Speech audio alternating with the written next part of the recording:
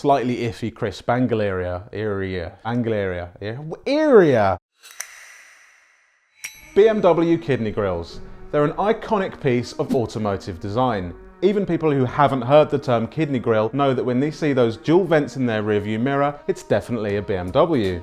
However, the current design has been a bone of contention recently. If you look at the 7 Series and the X7, they both have huge kidney grills, completely disproportionate to the size of the car. So, are the huge nostrils a bad thing, or will we eventually come to accept it? A wise man probably once said you can learn a lot about the future by looking at the past. So let's take a look through BMW's history at where kidney grills started all the way back in the 30s. The first cars BMW both designed and built had a huge set of grills, such as the 303 and the 328, and that's the original 328, not the E36 skid car you just found on Facebook Marketplace.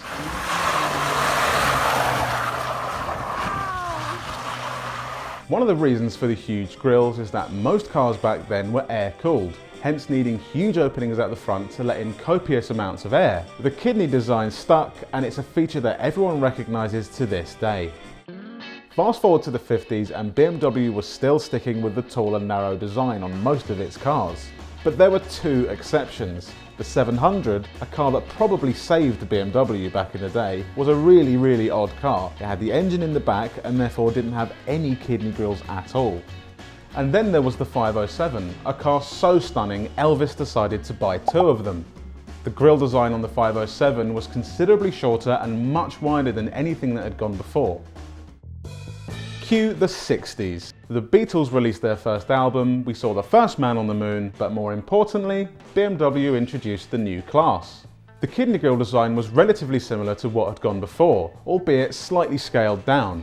One of the best looking BMWs ever made, the E9 Coupe, carried on the goofy looking design all the way through to the 70s, where we saw iconic designs like the shark-nosed E24 6 Series. The 80s brought us a bigger and more rectangular design, like we see on favourites like the E33 series and the E34 5 Series.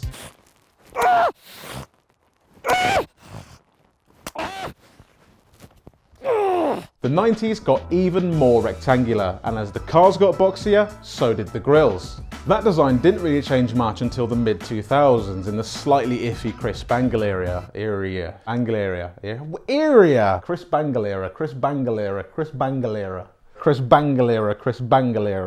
Okay, can you do it? The design didn't change much until the mid-2000s in the slightly iffy crisp angle era, where he just decided to put weird lines and things where no one really wanted them. The only real changes we saw to the grills is they got a little bit bigger and a little bit curvier, like we saw in the E60 and the E92. Real grills have curves. And that brings us to the modern day. We already have cars like the X7 and the 7 Series which have huge sets of grills, and we've seen the 4 Series concept, which gives us a little snippet of what the future might look like. So, question is, why are the BMW grills so big now? I don't have a cough, it's like... Yeah, alright. No, genuinely, it's not a cough, it's not a cough, it's my nose. The grills do incorporate a lot more tech than they ever have done before. Previously, they were pretty much just a vent for air, but now they house all manner of sensors and cameras to improve the safety and usability of the cars. Some of them even have flaps that open and close to help with fuel economy and aerodynamics. We criticise the size of these grills quite a lot, but it's worth bearing in mind that a lot of the demand for luxury cars like the 7 Series comes from China, which is the biggest automotive market in the world. In the Chinese market, subtlety doesn't sell quite as well, so you can see why BMW do it. But they're also not the only ones to do it. If you look at an S-Class grille or an Audi A8 grille, they're pretty huge too. So there you have it. If we look through BMW's history, we can see that the kidney grille has changed in shape and size quite a lot, whether that's for form or for function. So will we eventually accept the current design, or will it be a blot in BMW's history book?